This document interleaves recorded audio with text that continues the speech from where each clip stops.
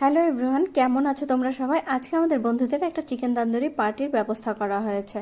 আমরা regular lifestyle lead করতে করতে কখনো বোর হয়ে যাই, কখনো মনে হয় একটু চেঞ্জের দরকার আছে, আর সবসময় তো বাইরে ঘুরতে যাওয়া সম্ভব হয় না। তাই নিজেদের মধ্যে একটা প্ল্যান করে নিয়েছিলাম যে একটা চিকেন তান্দুরি পার্টি করা হবে। তো সেই জন্যই আর কি এই জায়গাটা বেছে নিয়েছিলাম। এটাই আমাদের গন্তব্য।